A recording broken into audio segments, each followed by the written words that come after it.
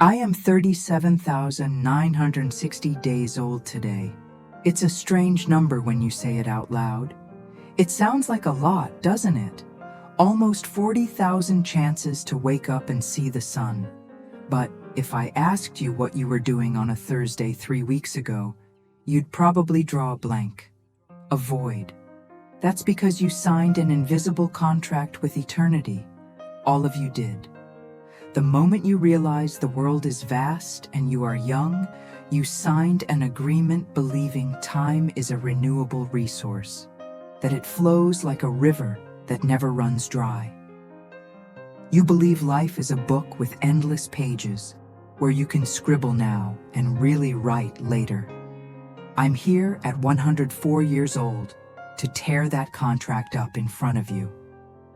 What I'm about to tell you is not what your therapist says to comfort you. It's not the motivational quote you like on Instagram while ignoring the person sitting across from you at dinner. It's sterile, cold, and real. You have been dying since the very first second you breathed.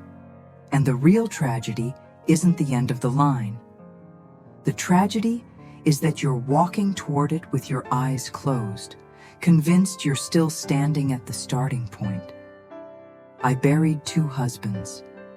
I witnessed the birth of television, the computer, the internet, and that thing you carry in your pocket that seems to have stolen your soul. I saw empires fall and fashions disappear. And the only thing that stayed constant through this entire century was the human arrogance of believing that tomorrow is a guaranteed deposit. It isn't. Tomorrow is a high-risk loan that can be called in without notice. I learned that in the most violent way possible when I was only 33 years old. Back then, I was exactly like you. I thought I had all the time in the world. October 14th, 1955, a Friday. I remember the smell of coffee and the starch in Charles's shirts. He was a man made of iron and quiet kindness. He worked construction. That morning, he kissed my forehead, a common gesture, the kind you do 10,000 times without thinking. He said, "See you tonight, Susan. See you tonight." 3 words loaded with the presumption of immortality. I spent the day complaining about small things. The loose latch on the door, Scott getting his new pants dirty. I was living in the future, planning Saturday's dance, thinking about what we'd eat the following week. I wasn't in that kitchen. I was in my to-do list. At 4 in the afternoon, the silence of the neighborhood was broken by the sound of a black car pulling up. You recognize the sound of bad news before anyone opens their mouth. An accident at the site, a miscalculation, 1 second of distraction from a machine. Charles was gone before he ever felt the ground. What no one tells you about sudden death is the weight of what was never said. People think grief is about missing the person. But at first, grief is about missing yourself in that relationship. I realized I had spent our last months complaining about the price of meat and my exhaustion instead of looking him in the eyes. That night, sitting at the kitchen table with his plates still there, I made a sacred pact. I screamed at the walls that I would never waste another second. That I would be the most present person on earth. And do you know what's saddest of all? I failed. I failed because I'm human. Within 6 months, the sharp pain became a scar, and the scar became forgetfulness. I caught myself complaining again. About time, about dishes, about noise.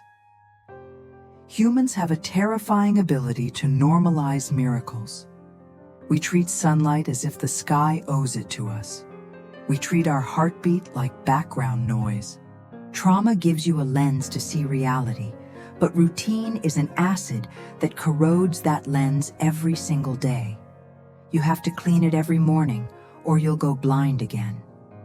There are 3 thieves that break into your house every night and steal the years of your life, and you probably invite them in. I married Mark in 1958. We lived 42 years together. If you ask me what I regret, I won't say the debts or the illnesses. I regret the Sundays. Thousands of Sundays when I chose to clean the house instead of sitting on the porch with him. When I said, "Not now, I'm busy," while he wanted to show me a bird in the yard or tell a silly joke. We sacrifice the now on the altar of an organized future that never becomes perfect enough for us to finally relax. I'll travel later. After I get promoted, I'll call my brother. When the kids grow up, I'll start painting again. Later is a cemetery of unrealized dreams. I watched my son William die of a heart attack at 46. In the hospital, he apologized for not calling more often. Do you see the insanity in that? 2 people who loved each other, apologizing for time they both had, but treated like trash. Later is the best told lie in the world. This is the newest thief and the most perverse one. My great-granddaughter Carol visited me last month. She's beautiful, with her whole life ahead of her. But she spent 3 hours sitting on my couch, and she wasn't there. She was somewhere digital, validating her existence through lights on a screen. She thinks being in the same room is the same as being present. It isn't. Presence demands attention. Presence requires that you smell the room, notice the other person's tone of voice, lose yourself in the eyes of the one in front of you. Carol is trading the pure gold of human contact for the plastic of notifications. And she'll only feel the weight of that loss when I'm nothing more than a frame on her wall. Let's talk math, since you like data. If you're 30 years old and your parents are 60 and you see them twice a year, statistically, you'll only see them another 40 or 50 times. Not years, meetings. You can count what's left of your time with the people who gave you life on your fingers. Once you understand that, how can you spend half of those meetings staring at the clock or arguing about politics? You think you're young. You think you have time to fix things. But old age doesn't happen all at once. It's something you build with every act of neglect. Every time you ignore a call, every time you postpone a hug, you're cementing the wall of your own future loneliness. I am your future. I am what remains when the noise stops. And I promise you, at the end, you won't wish you had worked 10 more hours on that spreadsheet. You'll wish you had 5 more minutes of silence with someone who's already gone. The world is designed to distract you. The system wants you forever anxious for the next purchase, the next goal, the next checkpoint. Because present people are dangerous. They can't be bought with promises of future happiness. They're already happy with what's real now. So what's the solution? Become a monk? Drop everything? No, that would be too easy. The challenge is to be human in the middle of chaos. Over these last decades, I developed a mantra. Remember and return.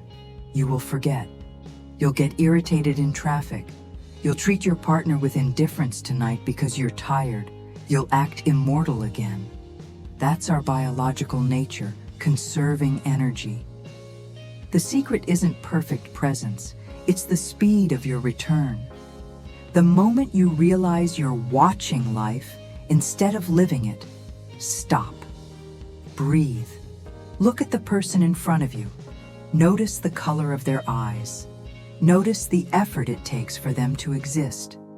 And return. Return to your body. Return to now. In 104 years, I've learned that the moments that make a well-lived life are tiny. It's the patience to listen to a story told for the 10th time and smile as if it were the first. It's the courage to be the first to apologize. It's the decision to leave your phone in another room to listen to the rain with the person you love. Life isn't a marathon toward a destination. Life is what happens while you're trying to get there. If you spend the whole time running, the destination will be nothing more than a grave and a pile of what ifs. I feel my body saying goodbye. It's like a house turning off its lights, room by room, preparing for the night. I'm not afraid. I've had enough days. But I'm in a hurry for you. Stop listening to my voice and start listening to the voice of those who are still here. Is your mother alive? Call her. Not to ask something useful, just to say you're there. Is your friend going through a hard time? Go to their house and sit on the couch. You don't need to talk, just occupy the space with your presence. Later just died while I was saying this sentence. There is only this moment, this breath, this light. Everything else is smoke. If everything ended tomorrow, what would you do with now?